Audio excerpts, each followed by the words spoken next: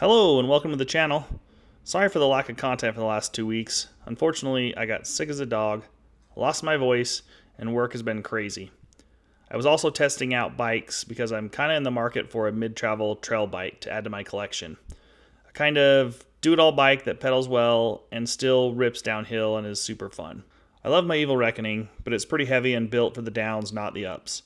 So I recorded those rides as I tested the bikes, but with my lack of voice being sick, the 4 videos I would normally have made for each bike sound terrible. You can barely hear me, and when you can hear me, I sound like a dying frog. So I'm going to play some footage for you to enjoy as I talk about the bikes and my impressions of each. So I'm looking for what most of you would consider a trail bike, around 130 to 140 millimeters of rear travel and 140 to 160 millimeters of front travel. Something between a long travel and a cross-country bike. Something for longer pedal days, but still be able to rip down the trails with confidence. There are so many good bikes available on the market these days, but the bikes that were high on my radar to test and ride were the Orbea Occam SL, the Orbea Occam LT version, the Yeti SB140, and the Rocky Mountain Instinct, which just had a new release, and I heard a lot of good things about it. My goal was to find the perfect feeling bike for my style of riding. For testing purposes, I decided to ride all the bikes on the same section of trail for about a 12-mile loop. This would include everything from technical climbs, chunky downhill sections, and some flowy sections, as well as the bike park. This loop had a pretty good range of all different types of terrain. Then to finish, we would do a few laps at the bike park to test out the jumping characteristics of each bike. Just to give you some insights on my riding style, I love to hit every feature the trail offers. Pop off rocks, take the less traveled alternate lines, just an overall playful, all-around riding style. My Evil Reckoning is built extra heavy for downhill performance and isn't built for climbing or long days in the saddle. It's more at home on shuttle runs and bike park days than pedaling across the mountain. I want something with a more playful feeling and can pedal all day without testing my endurance. So I started out with the Orbea Occam SL. It comes with 140 millimeters of front travel and rear travel. And I'd say it's a bike that's kind of trying to bridge the gap between cross-country and trail. I'm not going to go over all the specs of each individual bike, but I'll leave a link in the description to some detailed reviews of each bike I tested if you want more in-depth information about a specific bike. I got onto this bike and could definitely tell this bike was lighter compared to my normal bikes. It was very easy to move around and super efficient and quick on the pedaling. However, I did run into some troubles though when it got really chunky and technical for the climbing. My Evil may be heavy, but my Evil has got amazing traction. I felt as if the SL was getting hung up on bigger rocks as I was trying to pedal through. I had to redo a few sections over and over just to make sure it wasn't me picking bad lines. For less chunky climbs, the bike climbed the best out of all 4 bikes I tested. Probably due to the weight and shorter travel, it just went up with ease. When I pointed the bike downhill, it felt pretty stable even through the chunk, but it just didn't feel nearly as fast as some of my other bikes or bikes I'd been on. At the bike park, I didn't enjoy this bike in the air. Although it was light and I could kind of whip it around, it was a bit more harsh on the landings and didn't provide the pop I normally feel when hitting a jump. One other thing with the Occam, both the SL and the LT versions, is it has this weird cable routing through the headset, which I wasn't a fan of. Maybe I'm just old school. It looked clean, but something just didn't tickle my fancy, the way it looked, and I couldn't help but wonder about the maintenance or possible maintenance if any was ever needed. The next bike I rode was the Occam LT, which is the bigger brother to the SL. That bike has 150 millimeters of rear travel and 160 millimeters of front travel. The climbing on this bike was pretty good. It didn't pedal as efficient as the SL, but was pretty dang close. It felt pretty amazing until running into a few technical climbing sections again. I felt it struggled on the really chunky rocky sections, resulting in me repeating sections multiple times, and I still felt compared to other bikes I've ridden that it shouldn't be struggling as much in these spots. I had adjusted all the suspensions to recommended settings for the bikes I tested, and I played around with the settings a bit more until I felt good before I went out on these rides. Surprisingly, I did clear a lot more of the chunky climbs with less attempts on this than its little brother, which is weird being it's a longer travel bike. Maybe just because it sat into its travel a little bit and it just felt like it had more traction. Now as for the downhill performance, that bike ripped. It was super stable, it cornered really well, pretty playful. You could bounce off things, pop off things. It was very confidence inspiring, and the voice in my head kept telling me to go faster and faster. I was actually really enjoying it on the downhill. At the bike part, it felt pretty poppy, gave good lift, held traction well, it cornered good.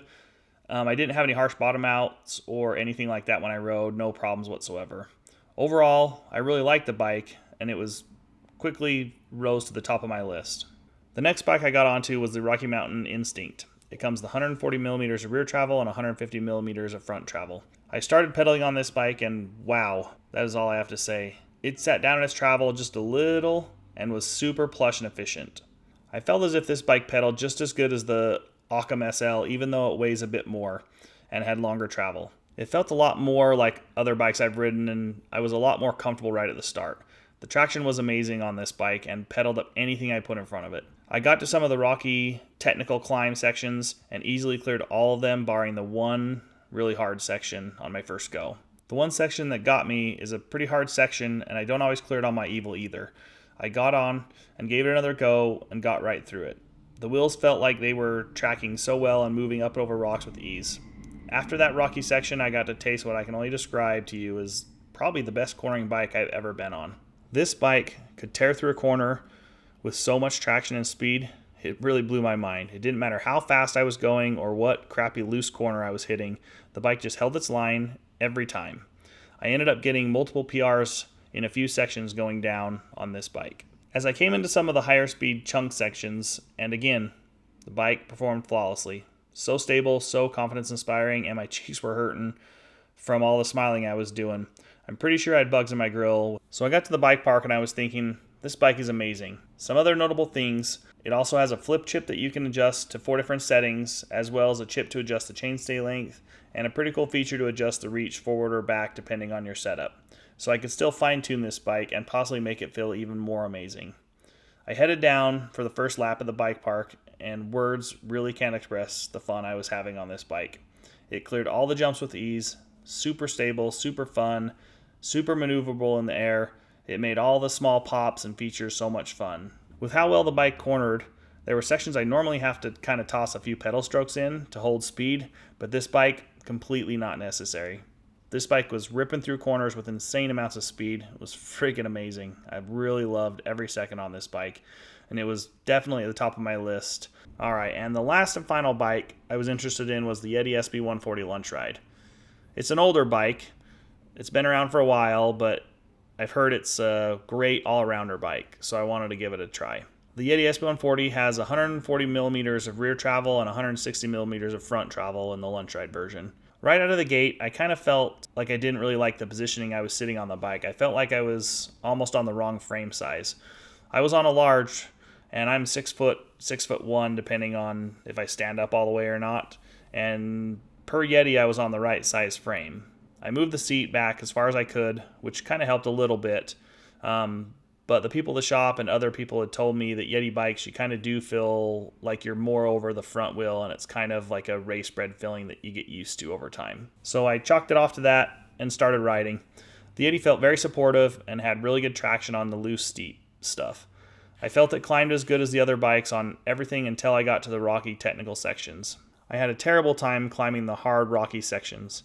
It felt like my rear tire would hit a rocky ledge or a big rock and just glue itself to the ground and not climb over it. I redid a few sections and cleaned most of them, but the hardest technical section on the trail, the one that sometimes takes me two or three tries to do on my Evil, I tried 8 times and I still couldn't clean it on this bike, which kind of left me a little frustrated and thinking maybe my setup was wrong or something was weird. I also had pretty high expectations for this bike climbing because everyone has always told me that Yeti bikes just climb amazing. Moving on from that, I pointed the bike downhill. It was very fast. Very, very, very fast. It did still feel weird kind of being over the front tire more than I probably am used to because all my bikes are pretty slack. And usually most of my bikes I gear for mostly downhill performance. But it held lines well, it cornered well, had great traction. It wasn't as good at cornering as the Instinct, but it was pretty darn good on the corners. I did end up getting some PRs on this bike in sections, but not the same sections that I got on the Instinct. It overall felt good going down, but it was not very playful. I felt I had to really work hard to get the bike off the ground. I was told it was more of a race-bred bike and not a playful poppy bike like some of the other bikes I'd been trying. I finished up at the bike park, and the SB140 really loves to stay on the ground. Jumping on this bike took a lot more input from me to get it off the ground. Don't get me wrong, it could jump, but it just took a lot more pumping and compression than any other bikes I'd rode, and any of the bikes I own currently. Keeping all things in perspective, overall these bikes were all pretty amazing bikes, and this is only one basically 14-mile ride each. I'd imagine if I dialed in the suspension a bit more, I could fine-tune some of them to climb a little bit better on the technical sections. So at the end of the day, I was left with 4 pretty good bikes, but for me, that Rocky Mountain Instinct was a clear winner. So, did I end up picking up the bike? You'll just have to subscribe to find out. Thanks for watching, everyone, and listen to me chat about bikes. If you have any questions, hit me up in the comment section. Please like and subscribe, and remember to get out on your own adventures. Peace.